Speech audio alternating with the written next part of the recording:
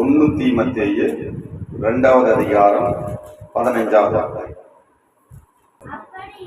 அப்படி இருந்தும் தெளிந்த புத்தியோடும் விசுவாசத்தினாலும் அன்பிலும் பரிசுத்தத்திலும் நிலை கொண்டிருந்தால் பிள்ளை பேற்றினாலே ரட்சிக்கப்படுவீர்கள்.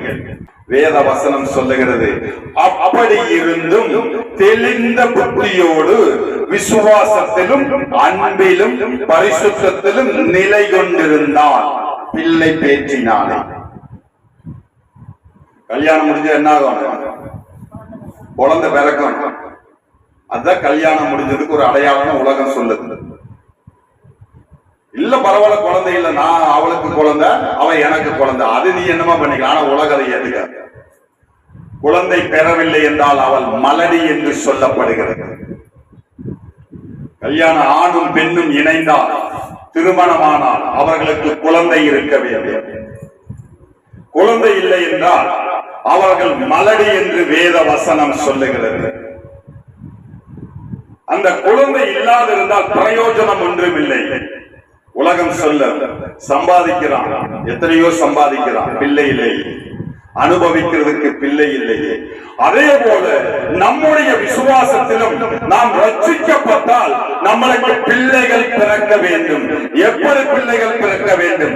தெளிந்த புத்தி, விசுவாசம், அன்பு, பரிசுத்தம், இவைகள் எல்லாம் நமக்குள்ளாக பிறக்க வேண்டும். அப்பொழுதுதான் நாம் ரட்சிக்கப்படுவோம். முடிவு பரியந்தமும் நிலைத்திருப்பவனே ரட்சிக்கப்படுவான். அல்லேலூயா, அல்லேலூயா. அப்படி என்றால் பிள்ளை பேறு நமக்கு இருக்க வேண்டும். ரட்சிக்கப்பட்ட நாம் பிள்ளை பேறு இருக்க வேண்டும். திருமணமான தம்பதிகளுக்கு பிள்ளை பேறு இருக்க வேண்டும். அப்பொழுதுதான் ஒரு ஆசீர்வாதம். சிலர் சொல்லுகிறார்கள், திருமணம் முடிந்தது, பிள்ளை வந்தது, ஆசீர்வாதமாக இருக்கிறார்கள். பிள்ளை இல்லைன்னா ஆசீர்வாதம் இல்லை, உண்மைதான். பிள்ளை இல்லைனா பிள்ளை பேறு என்பது ஒரு ஆசீர்வாதம். அதே போல நம்முடைய விசுவாசத்தில், நம்முடைய ரட்சிப்பிலும் பிள்ளை பேறு இருக்க வேண்டும். அதைத்தான் வேத வசனம் சொல்லுகிறது. எந்தெந்த பிள்ளைகள்? தெளிந்த புத்தியின் ஒரு பிள்ளை, விசுவாசங்கிற ஒரு பிள்ளை, அன்பின்கிற ஒரு பிள்ளை, பரிசுத்தத்தின் ஒரு பிள்ளை, இதில் நிலை கொண்டிருந்தால் நாம் ரட்சிக்கப்படுவோம். நாம் கண்களை மூடி நாம் செபிக்கலாம். கிருபையுள்ள நல்ல ஆண்டவரே,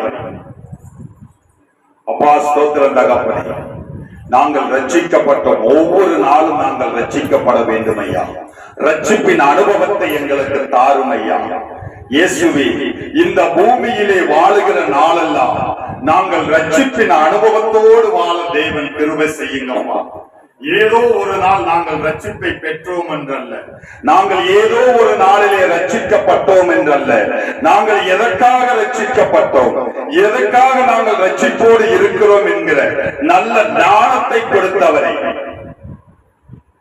அப்பா, ரட்சிக்கப்பட்ட அந்த ரட்சிப்பை நாங்கள் பாதுகாத்துக் கொள்ளும்படியாக, மரண பரியந்தமும் நாங்கள் பாதுகாத்துக் கொள்ளும்படியாக, பரலோகத்துக்கு வரத்தக்கதாக ரட்சிப்பை நாளுக்கு நாள் நாளுக்கு நாள் எங்களை புதிதாக்கிக் கொண்டு வருகிற அந்த ரட்சிப்பை இயேசுவை பிள்ளை பேற்றினாலே அப்பா, பரிசுத்தத்திலும் அன்பிலும் உண்மையிலும் உத்தமத்திலும் நிலை பெற்றிருக்க என் தேவன் தாமை கிருபை செய்வீராக.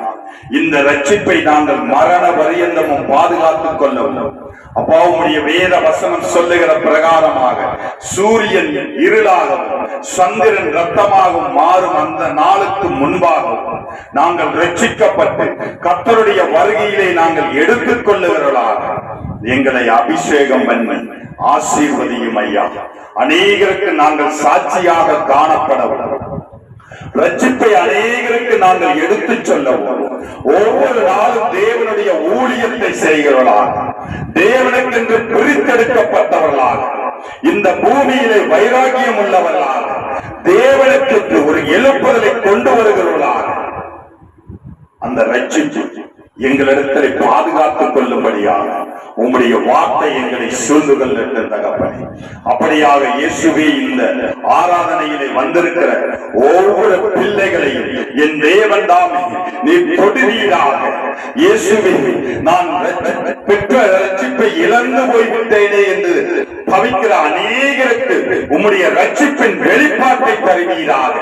இயேசுவை அறிந்து நான் கெட்ட வழிகளிலே நடந்து கொண்டிருக்கிறேன் என்று சொல்லுகிற ஆத்துமாக்களை என் தேவன் நீ தொடுவீராக.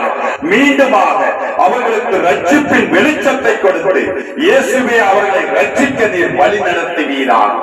வந்திருக்கிற ஒவ்வொரு பிள்ளைகளையும் நீ தொட்டு ரட்சிப்புக்குள்ளே வழி நடத்துவீராக. இயேசுவே ஸ்தோத்திரம் தகப்பனே. உம்முடைய ஆணி பாய்ந்த தழும்புகளினாலே ஆன கரங்களினாலே தொட்டு நீர் ஆசீர்வதிப்பீராக. இந்த வாரத்தினுடைய தேவைகளை சந்திப்பீராக. பண தேவைகளை சந்திப்பீராக. பொருளாதார தேவைகளை சந்திப்பீராக. கடன் பிரச்சனையில் இருந்து ஒரு விடுதலையை தருவீராக. அப்பா, வீட்டிலே ஒரு சமாதானத்தை தருவீராக. கணவன் மனைவிக்கிடையே இருக்கிற வேறுபாட்டை கலைந்து, கணவன் மனைவிக்கிடையே இருக்கிற வேறுபாட்டை கலைந்து ஒரு சமாதானத்தை தருவீராக. இயேசுவே, பிள்ளைகளுக்கும் பெற்றோருக்கும் இடையே ஒரு நல்ல ஒரு சமாதானத்தை தருவீராக. தேவன் தாமே அப்படியாக ஆசீர்வதிப்பீராக. இயேசுவின் நாமத்தில் நல்ல பிதாவே, ஆமென்.